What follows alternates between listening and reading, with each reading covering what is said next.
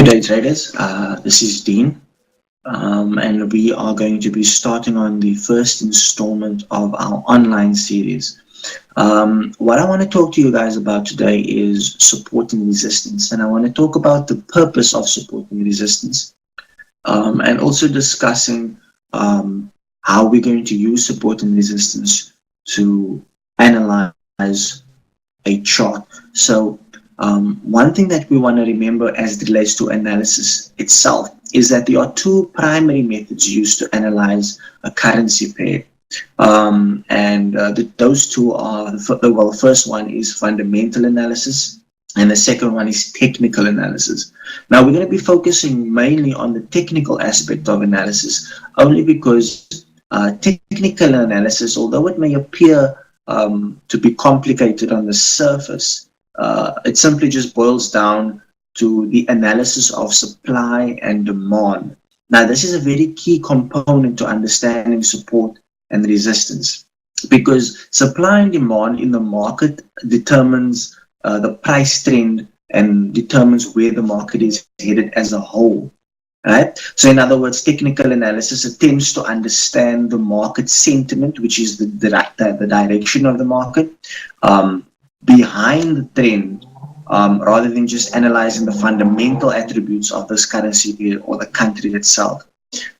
So if you can understand the benefits and as well as the limitations of technical analysis, it gives you a new set of tools or skills that will help you or obviously enable you to become a better trader over the long term. So what we're going to be focusing on in this session is simply just understanding supply and demand. So we're going to start off by talking a little bit about supply. Okay, so what is supply? So supply is the fundamental economic component that describes the total amount of a specific good or service that is available to consumers. Right, this is the definition of supply. Right, and then also supply and demand forms the basis of the modern economy. So in other words, when there is a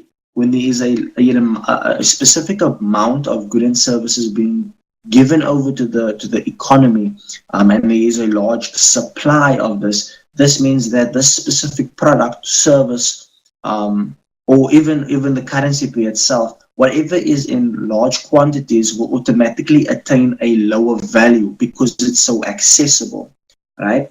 And the opposite effect will be that if there is less of a specific product or service, or there is a limited supply of this specific product or service, the value automatically increases because there's not that much of this product or service available, thus making it rare and thus making it valuable. Then we're going to look at demand. Now, demand is the economic principle referring to a consumer's desire and willingness to pay a price for the specific good or services. In other words, how much of a demand is there for something that is being supplied. So, like we said about supply, if we have a large supply of something, let's say, for example, we have a large supply of soap. Soap automatically is going to be cheaper because it's accessible, right? And the demand is not that high because the supply is already high. Whereas if we take something rare like a diamond or gold, the demand is limited, and therefore it is the supply is limited, and therefore the demand is going to be higher because that is something rare, and therefore that is something of value. Now, when we're looking at a currency pair in and of itself, this is exactly what we're looking for. When we're looking at support and resistance, we're looking at levels of supply and levels of demand. Now, what we want to understand is that when the market moves to the upside, that is when the price is at its highest, which means that the value is at its highest, and as a result of it, there is a large supply. There is a limited supply because the value has increased. But as soon as we see the value drop, there is a larger supply than it was when it was all the way up over here. And as a result of it, the demand will then obviously increase. So what we're looking at in a sense is, if I was to look at this chart over here and I was to identify my support and my resistance will tell me that this was the limit. This is where the demand was cut off. It was no longer demanded, because we can see that the market has run from this point of low all the way up to that point of high over there.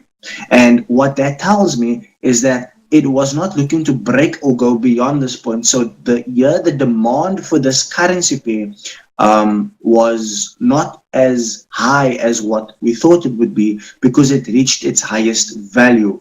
And as a result of that, we cannot see it growing any further. So here we have sellers selling off their positions, because if it's not going to increase in value, surely then it's going to be decreasing in value.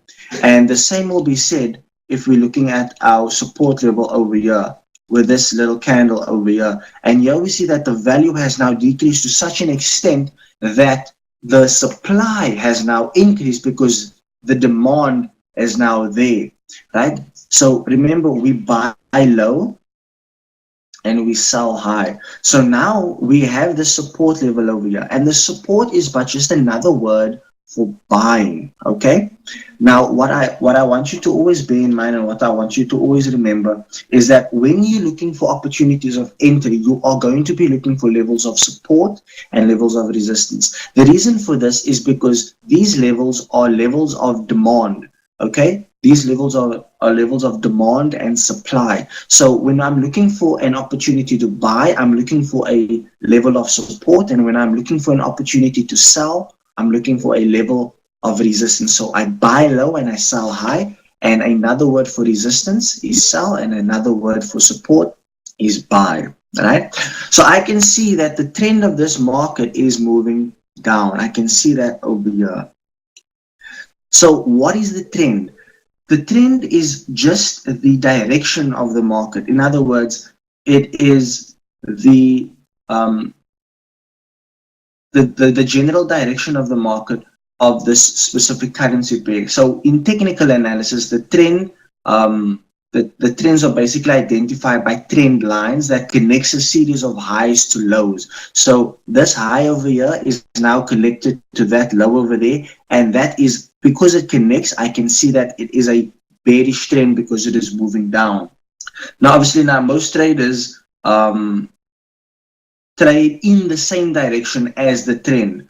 The reason for this is because you stand a chance to make a lot more consistent profits if you trade the direction of the trend. And the reason for that is because if this is the direction of the trend, in the long run, this is the direction that the market is going to be following. So if I know that the market is moving bearish, then I would want to trade bearish. But I also want to acknowledge that when the market is trading bearish, value is decreasing.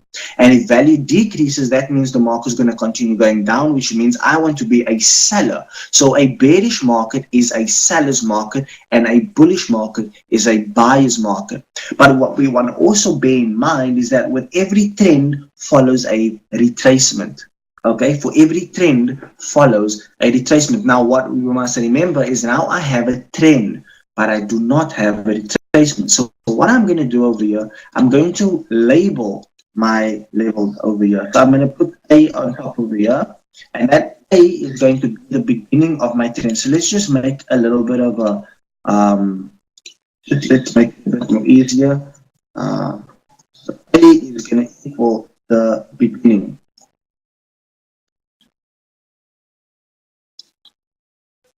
Right? So if A is going to equal the beginning of my trend, then I will now be looking to B, where the market will be, where the trend will now end. So I have B, and that will be the end of my trend.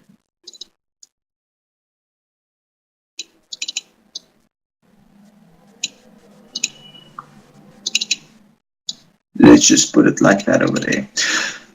So what we see here is that here's the trend beginning and here's the trend ending. Now you may ask yourself, why didn't we take this trend over here? And there's a very valid reason that we didn't take that trend over there. Because if I was going to take that as my high and this as my low, what I must bear in mind is that it was not this high that led me to this low. It was this high that led me to this low. In other words, what we had was an A, we had a B, then we had a C, and then we had a D. So in other words, we had a full-on A, B, C, D wave.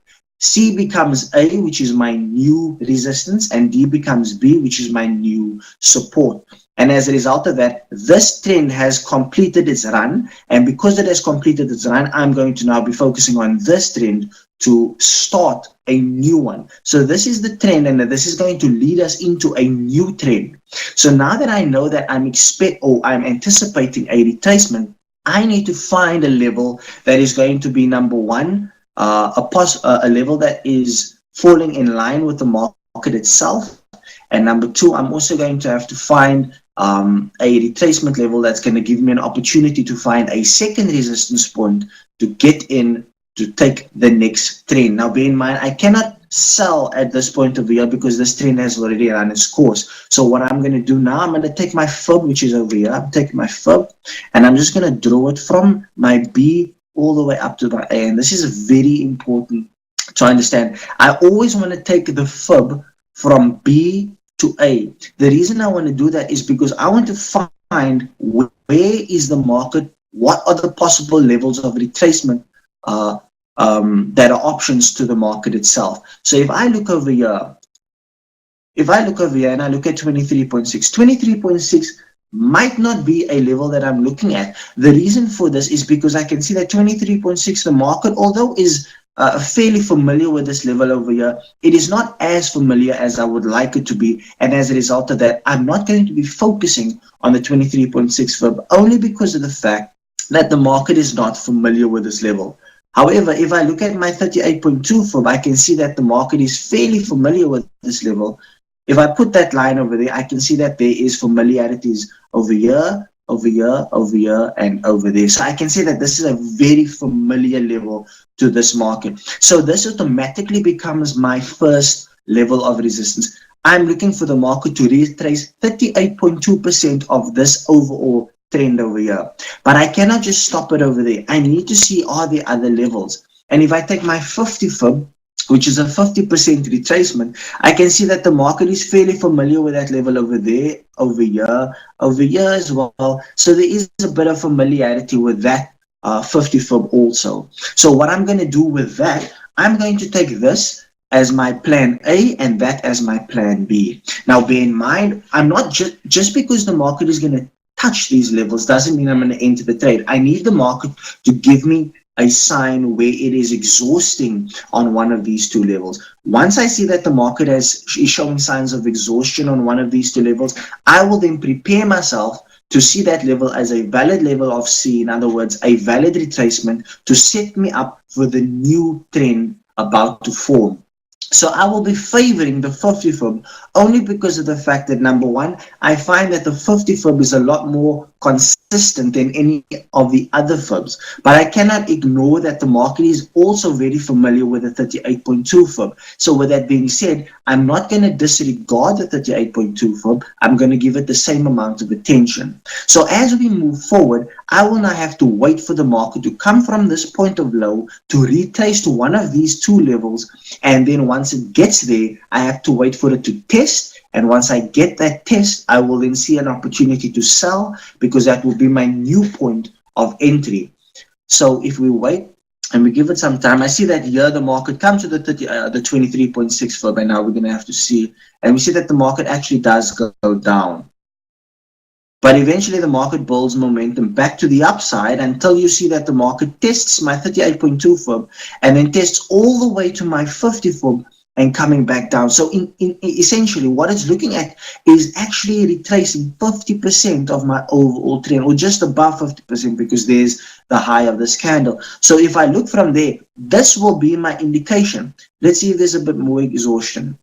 And I see that the market has exhausted itself again. So what this market is telling me is that it is unable to go beyond this point, which means that now I have my trend and now I have the completion of my retracement. In other words, I have my level of C. So what we have here is C, which is our retracement.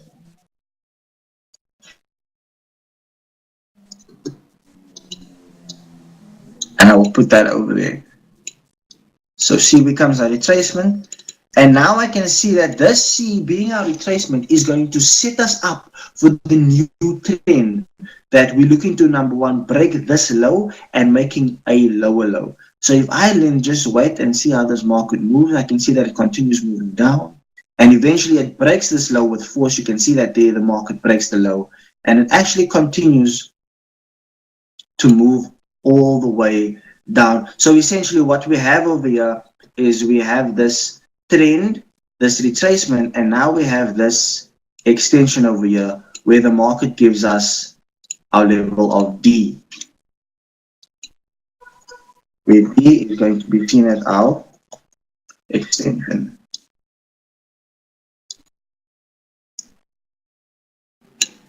And we've identified this by simply just spotting A, B, C, and D.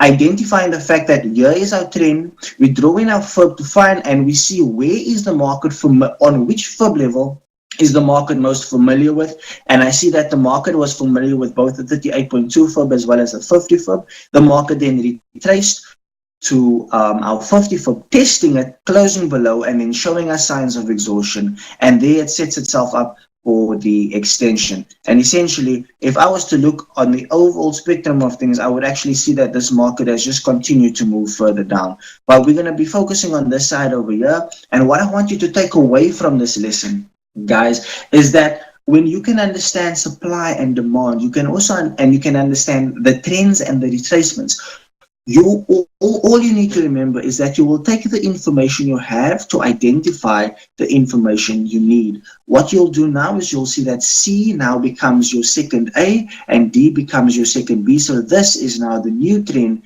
And if you wanted to do the same thing, what we will do over here is just bump this line up all the way to the top over there and take this line and all the way to the bottom over here. And I'm going to just remove these things over here because I don't want the screen to be too cluttered.